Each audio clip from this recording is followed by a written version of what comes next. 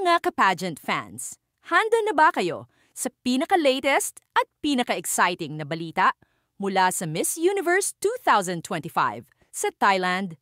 Naganap ang isa sa pinaka-inaabangang event, ang The Universe Ceremony, kung saan formal na ipinakilala ang lahat ng delegates. At syempre, ang ating artista, as expected, nag-stand out. Ang kanyang confidence, ang kanyang aura, at ang kanyang Filipina pride sumisigaw sa stage ng Thailand. Kitang-kita sa mga photos at videos na kung gaano siya ka-confident at walang dull moment. Full of energy, hindi lang ang kanyang walk ang nagpainit sa social media. Siyempre, ang kanyang outfit. Agaw pansin, grabing bongga, at nagbigay pugay sa galing ng Pinoy fashion. Ang suot ni Ate Sa, isang napakagandang creation ni world-renowned Filipino designer, walang iba kundi si Mark Baumgartner. Kung titingnan nyo ang detalye ng gown, it is absolutely stunning. Ang fit, pangdiyosa. Ang kulay, perfect sa kanyang skin. Wala talagang palya ang tandem ng Pinay beauty at Pinoy talent. Hindi ito basta damit, kundi isang statement piece na nagpapakita na ready to conquer the universe, na si Ate Sa. Iba talaga ang lakas ng Pinoy pagdating sa pageant, lalo na kung may kalibreng designer na katulong sa laban.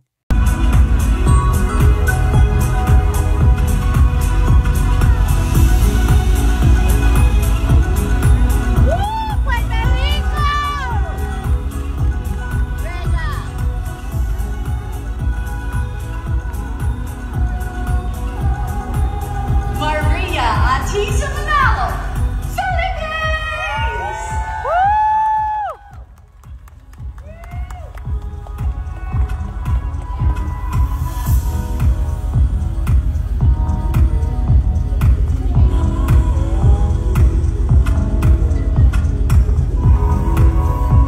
At syempre, hindi nagpahuli ang mga netizens at pageant experts.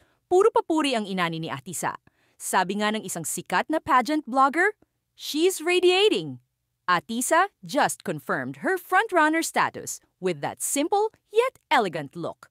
Ang mainit na suporta ng mga Pilipino, kasama ang kanyang world-class preparations, ay siguradong magdadala sa kanya sa tuktok. Hindi na raw kailangan ng bonggang pasikat dahil sa ganda at galing ni Ate Sa, sapat na para mang-agaw ng corona. Kaya naman, mga kapwa Filipino, tuloy-tuloy lang ang ating suporta. I-like, i-share, at i-comment ang inyong mga messages of encouragement para kay Ate Sa.